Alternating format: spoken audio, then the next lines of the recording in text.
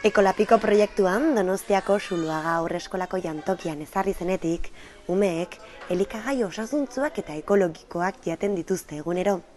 Baskal orduan izan dira, Berria Telebistan eta Mantangorri, Berriako haur eta gaztetxoen gehigarria, Zuloaga eskolako haurrekin.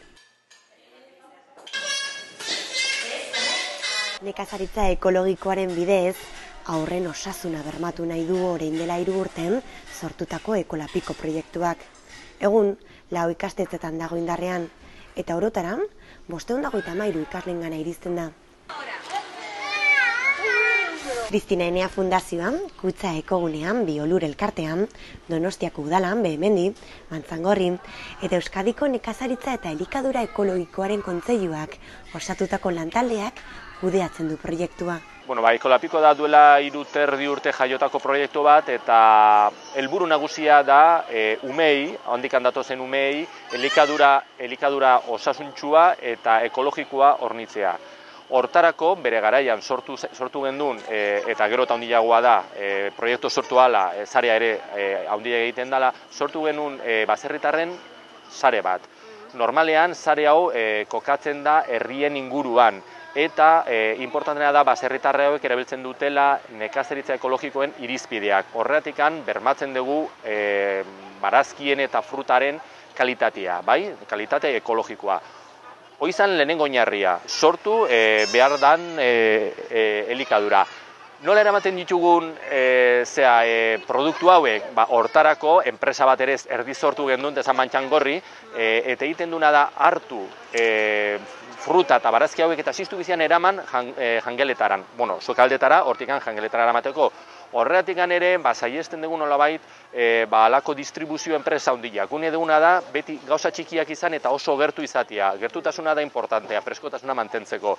Eta noski, sukaldariak, pieza importantea dira, beraiek dakate aholkularitza zerbitzua. Gu jartzen duguna, Ekolapiko jartzen duena.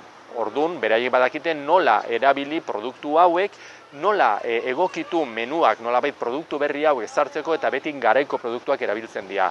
Horrek mantentzen du azkenean ekologia, nekazaritza eta elikadura osasuntsua. Falta den azken elementua zein den heziketa.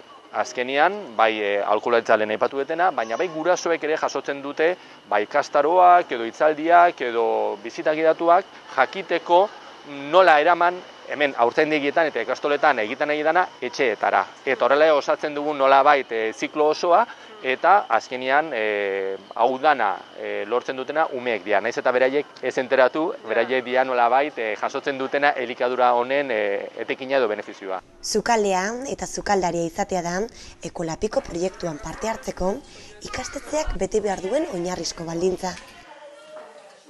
Lehenengo baldintza da sukalde propio izatea. Hoi da importantena ez, hau da basikoa, oinarrizkoa. Ez baldin badaka sukaldea guk ezin geha sartu hor. Behin sukaldea izan da, eta pertsonala noski sukaldean ibiltzeko, ez da gehiago eskatu behar.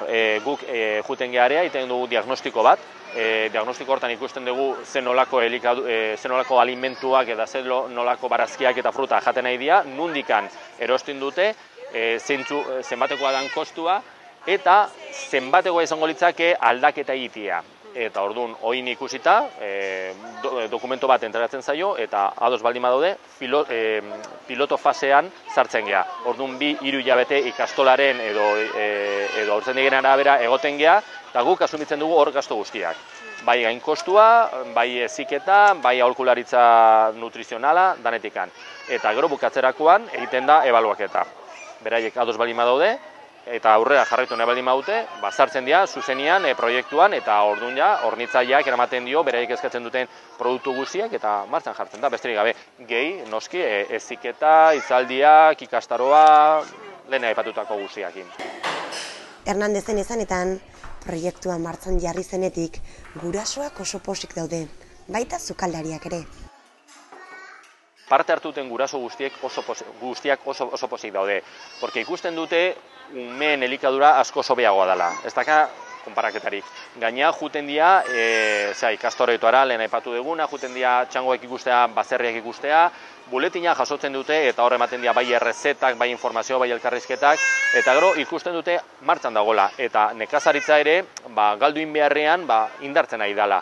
Orduan, gurasoek oso pozik daude, sukaldariak oso pozik daude, beti dakate nutrizionista bat, beraien ezanetara, nolabait lantzeko menuak eta egiteko hobeto menuak. Orduan, erantzun ezan da ezin hobea.